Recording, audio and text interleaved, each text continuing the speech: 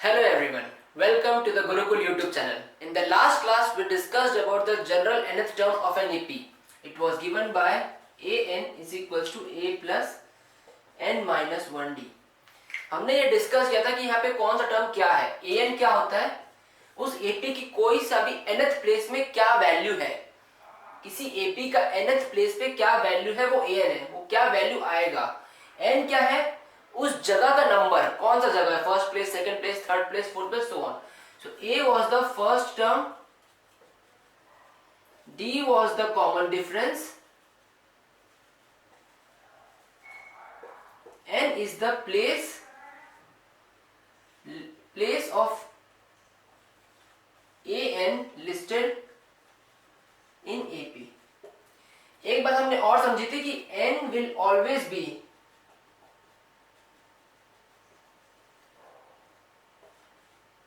Natural number. n कभी भी decimal या फ्रैक्शन में नहीं आ सकता. अगर n डेसिमल या फ्रैक्शन में आ रहा है मतलब कि वो an जिसके लिए अपन कैलकुलेट कर रहे हैं वो उस AP का पार्ट नहीं होगा. राइट. क्वेश्चन कैसे भी आ सकता है. हमने दो तीन टाइप के क्वेश्चन देखे थे जिसमें अपने को n पता था, बोला था कि AP ये है, इसका 15th प्लेस में क्या वैल्यू होगा, तो हमको n पता था, a पता था, d पता था, हमने an निकाला. या फिर एक क्वेश्चन हमने देखा था जिसमें an पता था, a पता था, d पता था, कौन सा प्लेस में आ रहा है वो नंबर वो निकाला था, तो अपने n निकाला था. ऐसे करके हमने अलग अलग क्वेश्चंस करे थे. Today we are going to solve some 7 to 8 questions of your exercise 5.2. Question is, an AP consists of 15 terms of which third term is 12 and last term is 106. Find the 29th term. बहुत ही simple question है. कोई AP है जिसके 50 term है, जिसमें third term 12 है और last term 106 है. मतलब कि अपने को दिया हुआ है A3 is 12 and last term, total 50 term है तो लास्ट टर्म 50 होगा, A50 is 106. अपने को निकालना है A29. राइट. बिना टाइम वेस्ट करे करते, अपने को पता है an is equals to a plus n minus 1d. यहाँ पे एक चीज समझने वाली है कि अपने पास a भी नहीं है, d भी नहीं है, बट अपने को ये दोनों बीच के टर्म्स दिए. तो अपन लोग लास्ट क्लास में एक क्वेश्चन किए थे जिससे दो टर्म की मेहनत से अपन लोग AP निकाल सकते थे. सो an is equals to, यहाँ पे अगर मेरे को A3 निकालना तो it will be a plus 3 minus 1 into d. So A3 की वैल्यू है 12 is equals to a plus 2d. Similarly A50 is equals to a plus 50 minus 1 into d. A50 की वैल्यू है 106, a plus 49d. So solving equation number 1 and equation number 2, we get a plus 2d is equals to 12 and a plus 49d is equals to 106.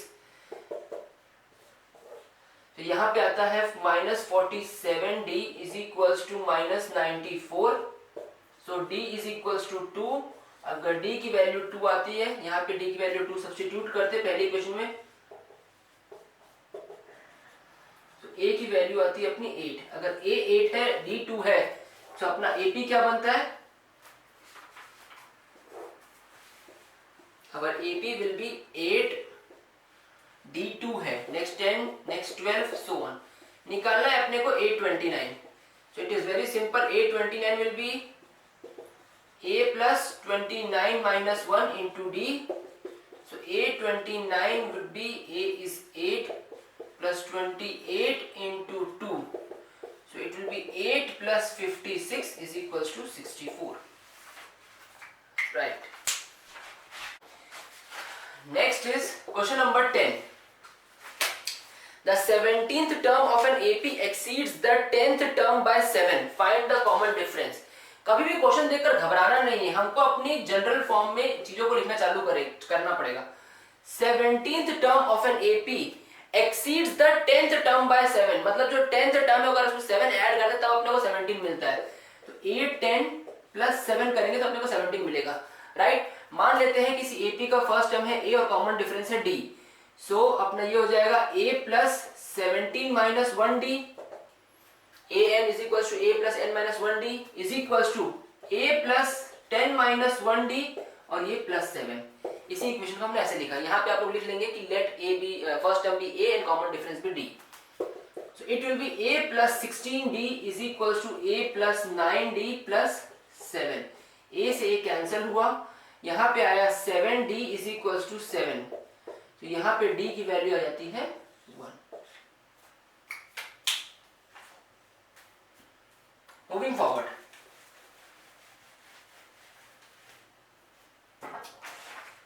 next is question number 12. Question is, two APs have the same common difference. Two APs have the same common difference. The difference between their 100th term is 100. What is the difference between their 1000th term? तो ये question में दो AP की बात कर रहा है। तो मान लेते हैं कि एक AP है AP1, इसका अपन लोग फर्स्ट टर्म या फिर इसका आप ऐसे लिख लो A1 A2 A3 so on, और इसका अपन मान लेते हैं लेट इसका फर्स्ट टर्म है A और कॉमन डिफरेंस है D, स्मॉल a और स्मॉल d। एक और AP मान लेते हैं AP2, इसको मान लेते हैं capital A1 capital A2 capital A3 so on. Let इसका फर्स्ट टर्म है कैपिटल A और कॉमन डिफरेंस है कैपिटल D, राइट। इन दोनों का बोला है कि कॉमन डिफरेंस सेम है, तो क्या मैं अगर इसको स्मॉल d मानूंगा तो चलेगा? यस, चलेगा। Okay, now the difference between their 100th term is 100, मतलब कि A100 पहले वाले AP का minus A100 will be 100, right.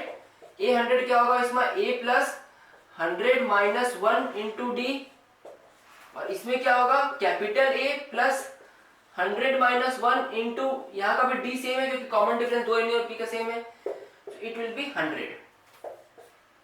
इसको अपन ब्रैकेट खोलते हैं, it will be A plus 99D is equals to A minus A plus 99D, यहाँ का ब्रैकेट क्यों हटाएंगे क्योंकि साइन चेंज होगा, इज इक्वल्स टू 100।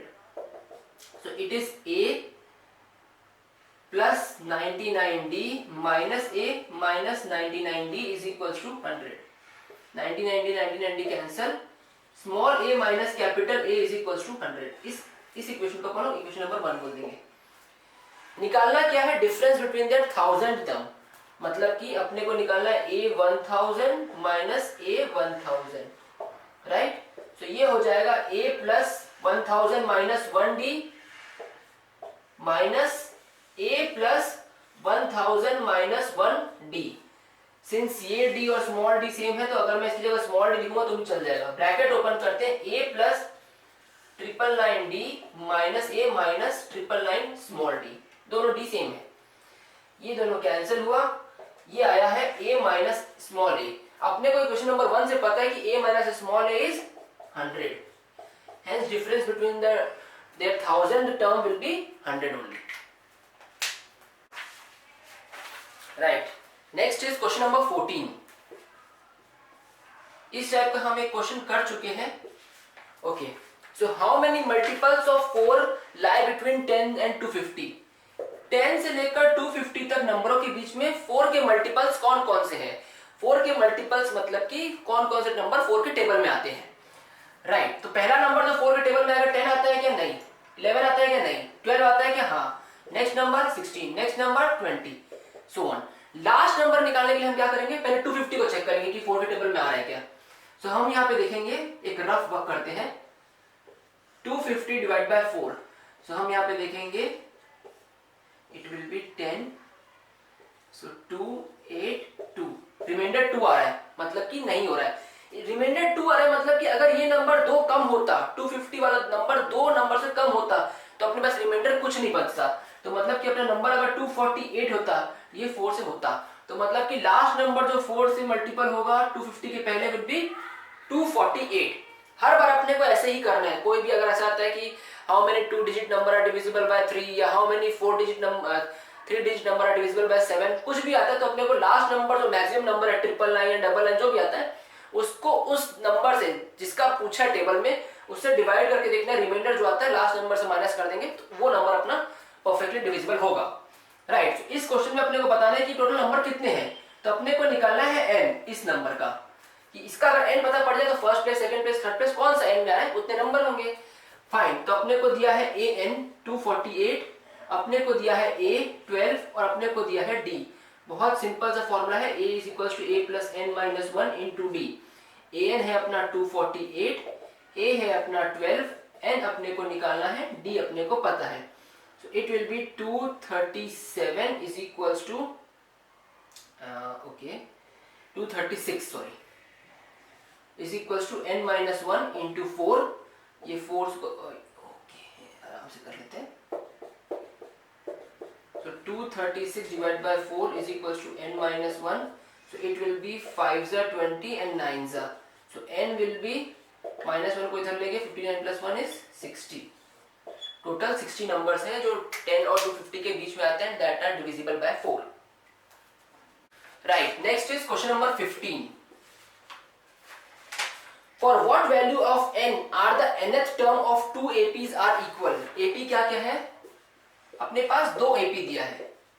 AP1 है अपने पास 63, 65, 67 so on.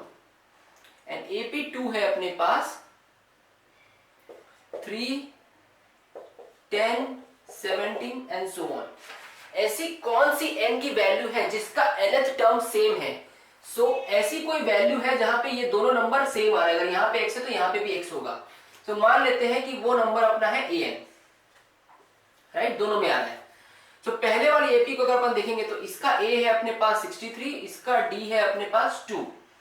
इस वाली AP का देखेंगे तो इसका A है अपने पास 3. हर बार स्मॉल है अलग A मत लिखना क्योंकि आप कंफ्यूज होगा कि ये वाला A कौन से AP का है.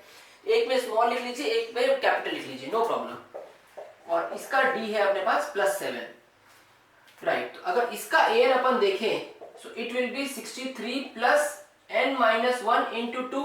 और इसका AN अगर अपन देखें तो it will B 3 plus n minus 1 into 7. ये बोल रहा है कि ये नंबर सेम होने चाहिए. जो यहाँ पे आ रहा है वही यहाँ पे आना चाहिए. अपने को n निकल जाएगा. ऐसे कौन सी प्लेस है? अगर n नेचुरल नंबर आता है तब तो फिर ऐसा नंबर होगा.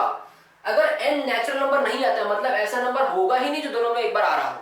अपन चेक कर लेते हैं.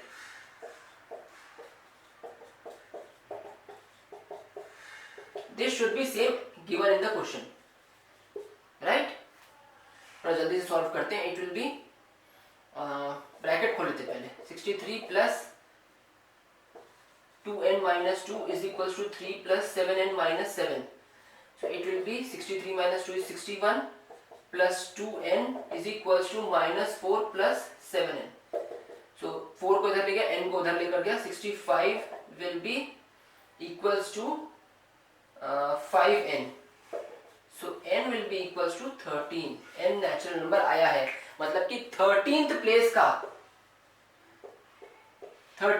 इसका नंबर और 13th प्लेस का इसका नंबर दोनों सेम है, right. Next will be question number 18.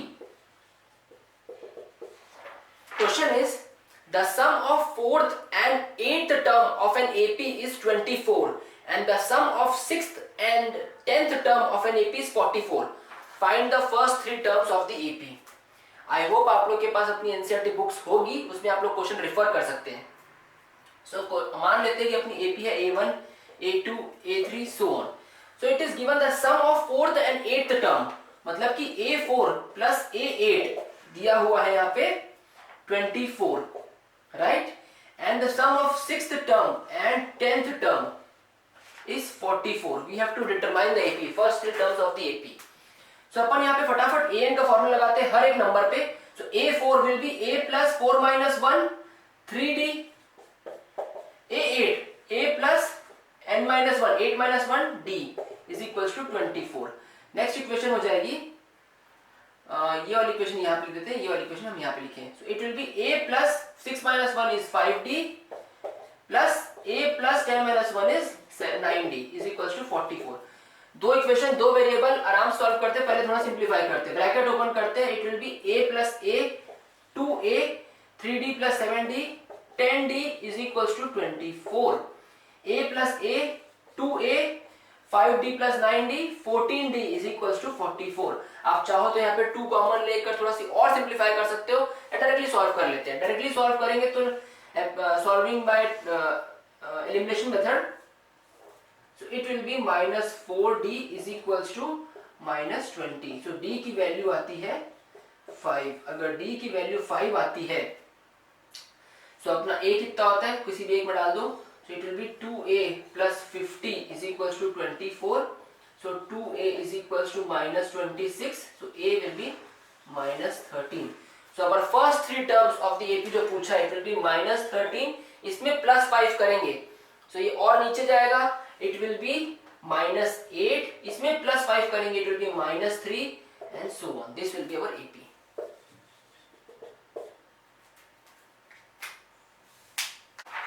Okay. Solving the last question of the exercise. Ramkali saved ₹5 in the first week of every year and then increased her weekly savings by 1.75. Find if in the nth week her weekly saving becomes 20.75. Find n. Word problem को करने का सबसे अच्छा तरीका, if you are not comfortable with this language, एक बार इस question को मन में हिंदी में एक बार बोल के देखो. सो रामकली ने फर्स्ट वीक से ₹5 सेव करना चालू किया. हर अगले वीक में उसने 1.75 रुपीज की अपनी सेविंग बढ़ा ली. सो अगर nth वीक में उसकी सेविंग एक दिन 20.75 होती तो वो nth वीक कौन सा है वो निकालना है. सिंपल है, ये एक एपी है, क्योंकि समझ में आ रहा है कि हर हफ्ते उसने 1.75 बढ़ाया है, मतलब कि डी उसका 1.75 होगा. तो पहले हफ्ते में उसने ₹5 सेव किए, नेक्स्ट वीक में उसने सेव किए होंगे 5 प्लस 1.75, नेक्स्ट वीक में उसने सेव किए होंगे 5 plus 1.75 plus 1.75, right, and so on, right.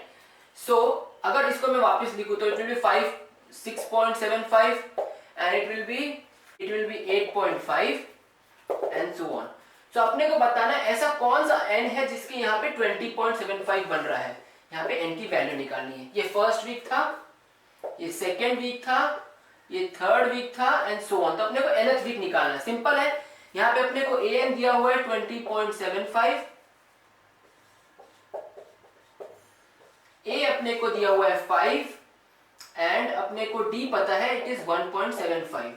Applying the formula it is very simple now. So 20.75 is equals to 5 plus n निकालना है and it is 1.75. माइनस करते it will be 15.75 is equals to n minus 1 into 1.75. So n minus 1, इसको इसे divide करता हूँ, is equals to 15.75 divided by 1.75. यहाँ पे आप चाहो तो ऊपर नीचे 100 मल्टीप्लाई करके इसको पूरा फ्रैक्शन में कर सकते हो. तो it will B 1575 divided by 175. बिना दिमाग लगाए 5 से डिवाइड करना चालू करते हैं. सो इट विल बी 3 ज़ा 5, 15 एंड 5. इट विल बी 3 ज़ा 15, 1 ज़ा 5 एंड 5, राइट. तो इट विल बी 7 ज़ा 35, इट विल बी 6 ज़ा एंड 5 ज़ा, सॉरी 6 ज़ा एंड 3 ज़ा, it will B 9. n minus 1 था तो n की वैल्यू आ जाएगी 9 प्लस 1 10. 10th वीक में उसकी सेविंग, रामकली की सेविंग 20.75 होगी. With this we have completed our exercise. इस एक्सरसाइज में अगर आपके पास और भी कोई डाउट है या फिर कहीं से भी और भी कुछ डाउट है, please comment on the comment box और you can directly message me. Thank you.